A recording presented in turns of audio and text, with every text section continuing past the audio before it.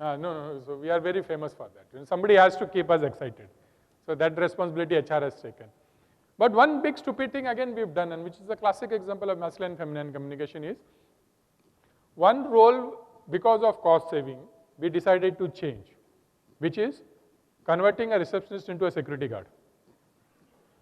Asking the security guard to be a receptionist. And that's the worst thing that we've done in our cells.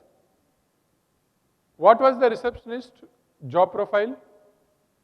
It was the highest exemplary of feminine communication. You ask somebody, be polite, make them comfortable, introduce the organization.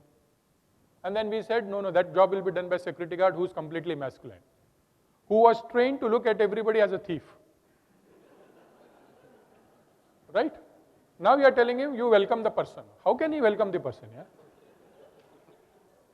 There is no chance he can welcome somebody. Because he was trained to be a thief. So you tell him, ki, boss, I have come for interview. Haan, baitho, roz aate log. And then you are thinking, if everybody is coming for interview every day, then what is the attrition level and why am I joining this organization? So we've done a lot of goof-ups. And one big goof-up is where you do not understand the role of masculine and feminine communication. It's important for us that if you want to be future ready, you need to do balance both. So please listen. And listening is a great art. It doesn't come very easily. It requires a lot of patience. And for, we are extremely smart. We can sit here and we can be somewhere else. So we can give a feeling I'm listening, but I'm actually somewhere else. But if you start listening, you will get extremely, future ready in terms of knowing where the world is going. I still can't understand the jumbling, how somebody in cosmetic industry realized 3 years down the line they need to double their capacities, and they were preparing for themselves.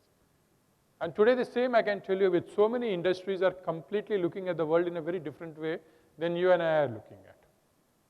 Today they are talking of products which you and I think are very silly, but they are going to happen. But individually, if you want to be future ready, we need to start listening, and we need to build that feminine aspect of us, where we go back and say, I'm not going to speak so much, but I'm also going to be more future ready in terms of being able to listen. So if these are the problem statements, then what should we be doing to be ready for future? And these are few things as organization leaders you have to do. And then there are other few things that I will tell you what you need to do individually. The first and foremost thing is our ability to go back and read the future.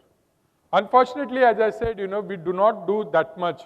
But the idea is strategy is not a job of strategy department. It is each one of us job. So how many of us are spending time in terms of reading where the future is going? Whether it is in terms of reading reports from Gartner and others who talk where the world is going, to us having discussions in forums like this. 5 years down the line, is there a need for us as a profession is the big question mark I'm going back to. How will our function look like? So the whole idea is if you are not going to debate about the future now, we will be never ready for the future. Our future always has been unfortunately, this is what the challenge is when companies go IPO. You leave only Q to Q, quarter to quarter. And you don't start talking about the future. But the idea is 2 years, 3 years, 5 years down the line span, how do we do and how do we make ourselves ready for it? To build a culture where you appreciate somebody's future ready.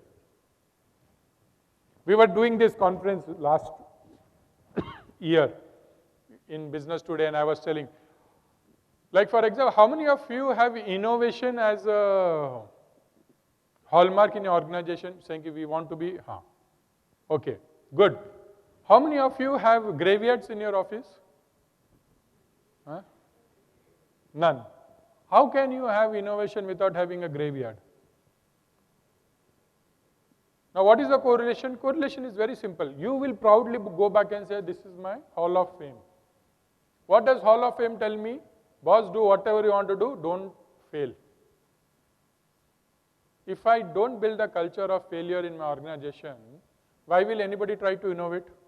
Nobody is going to innovate. They'll say, "Kai ko magajmari karna hai, yaar, fail ho jayenge, bhaga dega, let me save my job." How will innovation come to us? Innovation will never come to us. Finolex is the only company in my life I have seen in India, which in its reception has put its list of failures. You go to Phenolics in Pune and see their reception. On one hand, they've given the list of successes. On the other hand, they've given a list of failures. And they proudly talk about it. Bhaiya try kiya, nahi hua, hum to fail hua. But the culture in the organization, if you see, everybody wants to innovate because nobody fears failure. And if you want to build that culture, we have to do that. The same thing is with future readiness. How many organizations actually give awards to their employees where they come with ideas or thoughts which are future ready? All our award systems you look at in your organization is what? What have you done in the past? पिछला एक साल में गुल खिलाया तो we will give you an award. Don't think about the future. So nobody is thinking about the future. And it is very important for us to understand, and there is a big Harvard article and research written on that, that behaviors that get rewarded get repeated. It is very, very clear. And there is a huge research from Harvard which is on that, which clearly says behaviors that get rewarded get repeated. So as humans, we are extremely, Pavlov in psychology again has written that, conditions. You conditional format somebody, and then we are like that. So if I'm always going to reward behaviors which are going to be of the past, nobody is going to think about the future. And if the organization is not thinking about the future, people in the organization are not thinking about the future, nobody is going to be future ready. The other big thing is analyzing and pausing. We've failed to build the culture of pause. It is unfortunate that in India we think taking a pause is not so happening thing. Now with this current generation, at least you find them. But I still remember, many of us will go back and say, if you see resumes, you will see somebody has quit on 15th July 2016. He will take great pride saying his next company joined on 16th July. He will not say, I took 3 months pause to reflect what am I doing in life and should I be taking a job. For us as Indians, that's a big shame. Pausing is not part of our DNA, whereas pausing is extremely important if you want to do future ready. We don't like take pauses. We see pauses means, abba, ye hopeless fellow hai. Isko koi job nahi mila, isliye 3 months ghar mein baitha tha. We don't respect that somebody has taken a pause saying, I want to take a career break, I want to think. As organizations also, we don't take pause. You get a great mail from a client saying you did awesome. How many times we've actually taken a pause and celebrated? Very rare. The boss will come and say, great job guys, now the benchmark is high, lag jao kaam pe. But if you don't pause and analyze, you will never be future ready because we are so much on that grid all the time, we are so much on the grind mill, we'll never be able to be ready for the future. We'll always land up in the trap of going back and saying, okay, I'm doing the same thing. It is extremely important that to take that pause and be proud about that pause is something that we need to keep doing it from time to time. Keep questioning. Again, another trait that comes very rarely in organizations. I still get, you ask all hands meet, no? So another question related to that is, if you have an open house where we are supposed to ask questions, why does the CEO speak for the 50 minutes? In the 60 minutes open house session, you will realize that your CEO is speaking for 50 minutes. And then why only 10 minutes for Q&A? It should be reverse. But asking questions doesn't come to us. We feel great hesitation to ask questions. As organizations, we don't ask questions. But it's very important for us to know why. Because again, if we have to be future ready, that building why and having that why in us is an important trait in us. Few things that we need to do individually to be ensuring that we keep our future ready is some of these things. The first and foremost is reinventing ourselves with time. How many of you have written your obituary? So nobody wants to. We are all immortals, huh? Koi nahi marne wala. But do that, please. Write an obituary. How would you like to be remembered after you are dead? You want to be remembered as a great dad, great friend, great innovator, great contributor, great friend, great person who contributed to society? What? Because if you don't know what you would like to be remembered as, you cannot keep reinventing yourselves towards that. But we don't do that. Very rarely have we gone back and we've said, okay, I have great clarity on what I'm doing now and what I want to do 5 years down the line. Most of our lives are dictated by the opportunities we get, rather than we creating opportunities for ourselves. So the whole logic of reinventing ourselves is a myth that we have failed. But it's important, we need to keep reinventing. We will reinvent our skills for sure. And we are extremely good as Indians. I don't remember, how many of you have kids ranging between 1 to 5 years old? So how many of those kids have looked actually at the mobile phone manual to operate your mobiles? None. You just give them a mobile, they know your password also. They'll crack it, they will play it, they'll come back and give feedback also at 5 years old. He can't wear his underwear or diaper, but he'll give you a review why Android is better than iOS. So we are extremely good at reinventing our skills, but reinventing what is the purpose of my life, where am I going, and where the future is, and am I ready for the future? Completely bad. And if possible, do that exercise. It's not a very nice exercise to do. It's not very easy also to do, to be able to imagine that you are dead and gone and how would you like to be remembered. But the moment we go back and do, you will realize that some of those things that we are looking at, we can keep there. How many of us educate ourselves, where we go back and we shut down the phones? I don't know, it used to be very difficult for many people, but Pawan and me work together, so he knows. Fridays, 2 hours, I used to shut down my phone in office and tell people, okay, I'm not available. Because those 2 hours, I used to keep sitting and reading. And I told my bosses, if I read those 2 hours, I can do much good for this company than not doing reading. But education has to become a part of us. You will get surprised, it is what, Satyam collapse is what, 7-8 years now? Yeah. The day Satyam collapsed, I put my phone on silent and it is in silent for last 8.5 years. So my phone doesn't ring. Why? Because every time it rings, it irritates me and I lose my trail of thought. So I put it on silent and I promised all my stakeholders, my family, my friends, my clients, everybody, even Pawan understands that. They don't ring more than twice to me because they know this fellow will not be with his phone.